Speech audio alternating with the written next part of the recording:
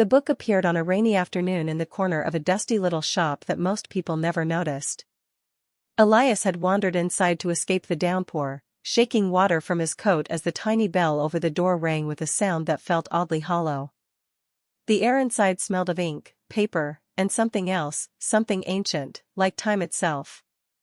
He was not looking for anything in particular, yet his eyes kept moving over the crooked shelves, the faded covers, and the books that seemed to sigh with age. That was when he saw it. It wasn't displayed prominently.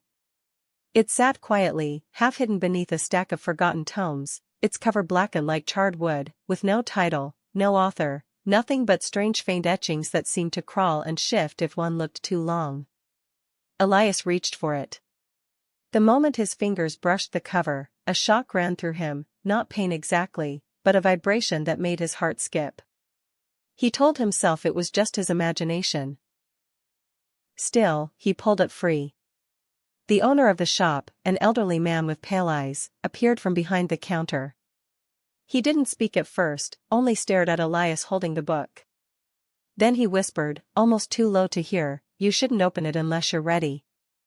Elias frowned. Ready for what? The old man only shook his head, then retreated into the shadows of the shop, leaving Elias unsettled. He flipped open the first page, expecting blank parchment or forgotten scribbles. But instead, he saw words forming as though written in that very moment. Elias Marrow entered the shop to escape the rain. His hand trembled as he opened a book he was never meant to find. Elias froze. The words described him. He turned the page quickly, his heart thundering. The next lines were waiting, perfectly neat, in dark ink. He will not leave the shop the same man. From this day on, the book will bind his choices to ink, and his tomorrows will no longer be his alone. He slammed the book shut. A chill prickled his spine, and he looked around, but the shopkeeper was nowhere to be seen. Only the echo of dripping rain outside filled the silence. His instincts told him to put the book back and walk away. But something deeper, hungrier, urged him to keep it. He bought it without another word. The old man slid it into a brown paper wrapping without asking for payment. As Elias turned to leave, the man's voice called softly after him, "Remember, it writes only truth. And truth is heavier than most can bear." That night, Elias set the book on his desk, staring at it as though it might leap open on its own. He tried to distract himself with music, with wine, with pacing, but his eyes always drifted back to that wrapped bundle.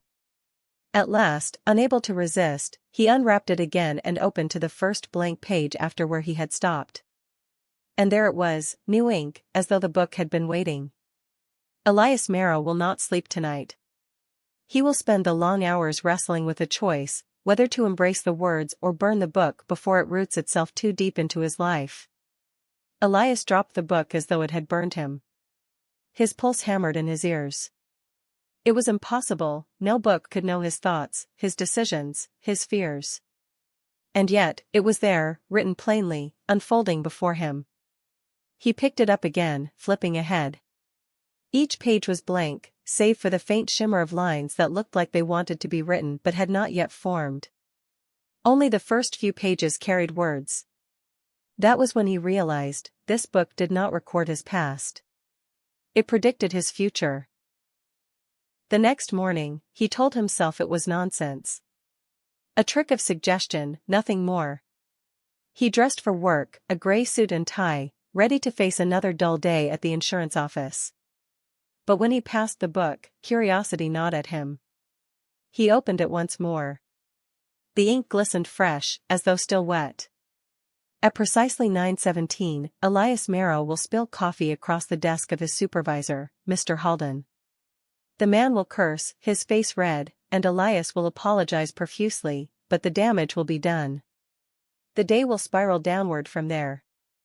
Elias shut the book quickly. No. He refused to let it happen. He would avoid coffee altogether, avoid Halden, avoid anything that could bring this prediction true. He would control his own fate. But fate, it seemed, had other plans. At 9:15, Elias sat stiffly at his desk, his hands gripping the wood, refusing to move. He would not go near the break room. He would not touch coffee. But then Halden himself walked by, mug in hand, muttering about deadlines. Elias forced a polite nod, but as Halden passed, the man stumbled slightly, his elbow knocking into Elias's arm. The mug tilted, hot coffee pouring down over the papers on Halden's desk. Halden roared with anger, exactly as written. Elias stammered apologies, cheeks flushed, his mind spinning. It had come true. The rest of the day was ruined. He couldn't focus, couldn't shake the words from his mind. And when he returned home, there was only one place his eyes went, the book, sitting silently, waiting for him to open it again. Days turned into weeks, and Elias found himself unable to resist. Each morning, each night, he opened the book, half dreading, half craving what he would read. At first it was small things, the exact words a stranger would say on the subway, the timing of a phone call from his mother, the fall of a glass from his kitchen shelf. All came true, every time. But soon the book began to write bigger things. Elias Marrow will meet a woman with eyes the color of storm clouds. She will change the rhythm of his days.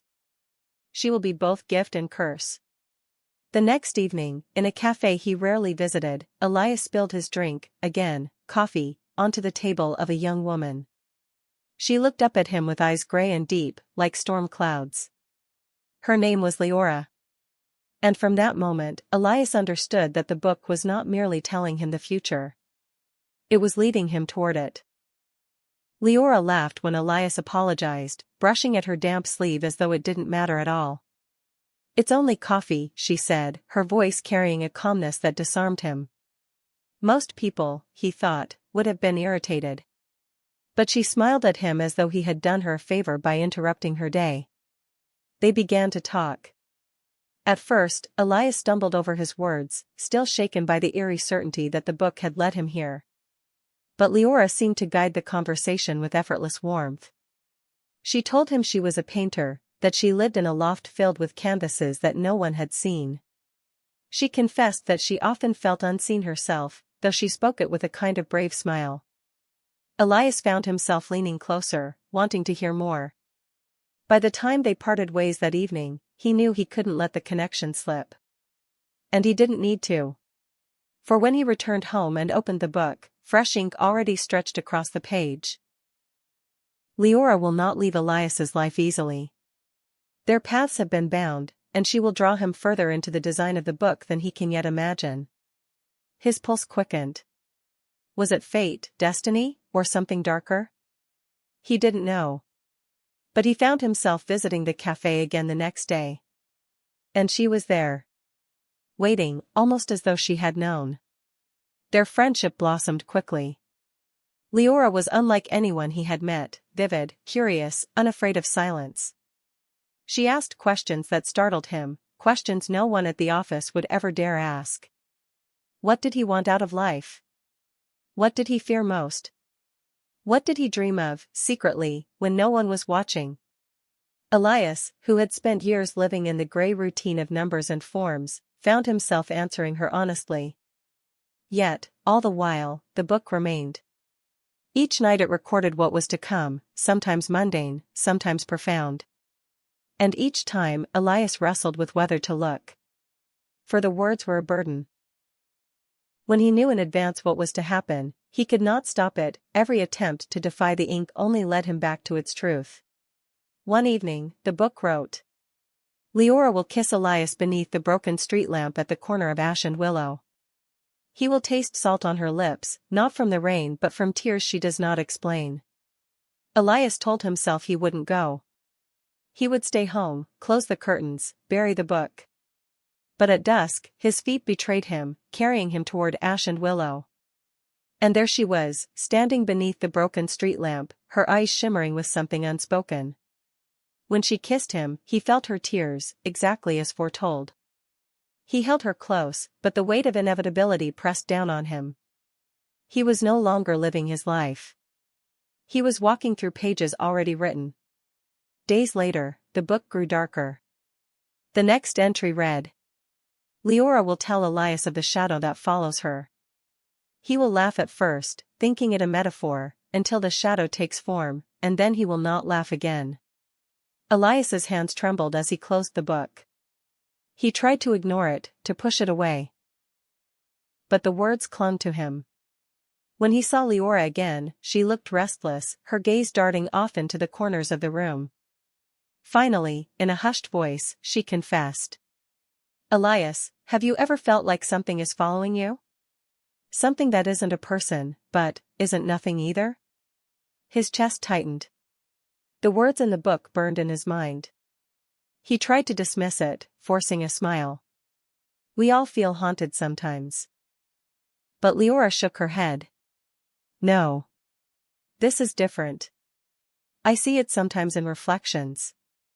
In shadows that don't match me. And when it's near, I feel like my thoughts aren't my own. Elias reached across the table, taking her hand, though his heart raced. It's just in your head, he said, though he didn't believe it. And that night, when he opened the book again, the ink had spread farther. The shadow does not follow Leora alone. It belongs to the book. And soon, Elias will see it too. That night, he dreamed of pages turning, ink spreading like veins across paper, and a darkness that reached from the words into the world. He woke gasping, and in the corner of his room, where moonlight did not reach, he thought he saw it, a figure darker than the dark, shifting as though made of smoke. He refused to look again. He buried the book in his drawer, telling himself he would never open it. He would live without it, free of its predictions. But the silence in his apartment pressed heavily, as though the book were whispering beneath the wood. And the next morning, Leora called him, her voice trembling. Elias, it's real. I saw it again last night. It was in my mirror. It smiled at me. He closed his eyes, and the drawer seemed to pulse with heat. He could not run from it. By evening, he had the book open once more. The words awaited him.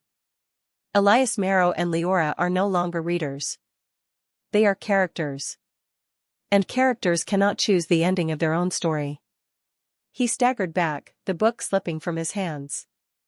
The pages fluttered as though in a storm, though no wind touched them.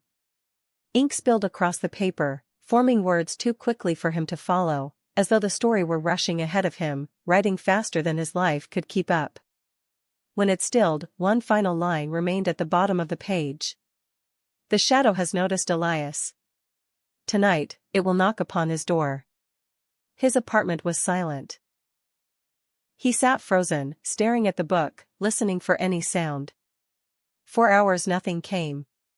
He began to hope, foolishly, that perhaps this was the first untrue prophecy.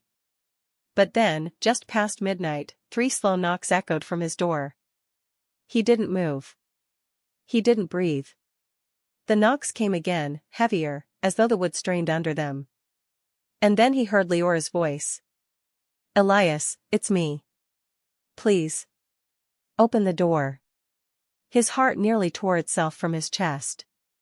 Because even as he heard her voice, he saw her name written in the book's next line, waiting, glistening in fresh ink.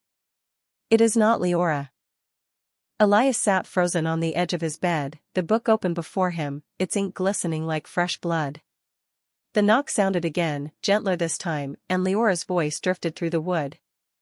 Elias, please. I need you. His hand shook as he hovered above the doorknob. The book's last words repeated in his head like a warning bell, it is not Leora. He pressed his ear to the door. For a moment, silence. Then, the faintest sound, breathing, steady and wrong. Too deep, too hollow. He backed away. Elias. The voice on the other side sharpened, still hers, but laced with something jagged. You can't keep me out. The lights flickered. Shadows pulled at the corners of the room.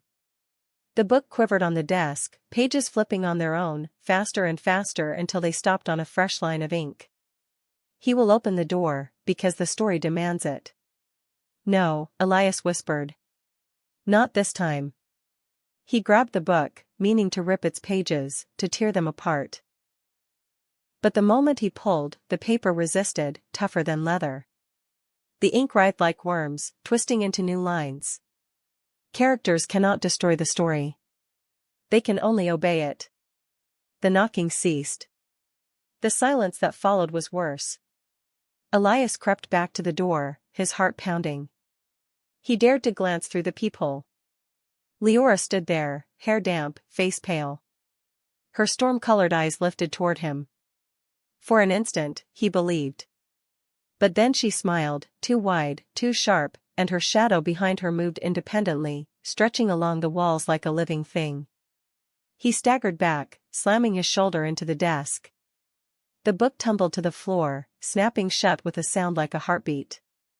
The room plunged into darkness. When the lights flickered back, she was inside. Not Leora. Not entirely. Her form flickered, her outline bending like melted wax. The shadow peeled itself from her body, rising taller, faceless, its edges curling like smoke. Elias couldn't breathe. "You read too much," the voice said, though Leora's lips did not move. The sound came from everywhere, from the walls, from the floor, from inside his skull. Readers become characters. And characters must end. Elias stumbled backward, his hand finding the book again. Desperate, he flipped it open. Pages upon pages were already filled, words spilling forward into moments not yet lived. His eyes darted down the lines until he found his name. Elias Merrill will die here, swallowed by the shadow. His story ends in silence. No, he roared, slamming his fist onto the page. Not if I write it differently. He grabbed a pen from his desk and scrawled furiously across the paper. For the first time, his ink didn't fade. His words stuck, trembling, defiant. Elias Merrill will survive. Elias Merrill will end the story. The shadow recoiled, its form shuddering, as though the words wounded it. Leora's face flickered between sorrow and emptiness. Elias wrote faster, his hand cramping, his breath shallow. Elias will cast the shadow back into the book. He will close it. He will be free. The book trembled violently, pages slamming like thunder. The shadow screamed. Not sound, but pure pressure that split his head with pain. Elias forced the pen down, pressing harder, dragging the words across the parchment. And then, silence. The shadow collapsed into smoke, funneling toward the book, twisting, fighting, but the ink pulled it in. Leora's body crumpled to the floor, still, her eyes closed, her chest unmoving. The last tendril of darkness vanished into the pages. The book snapped shut.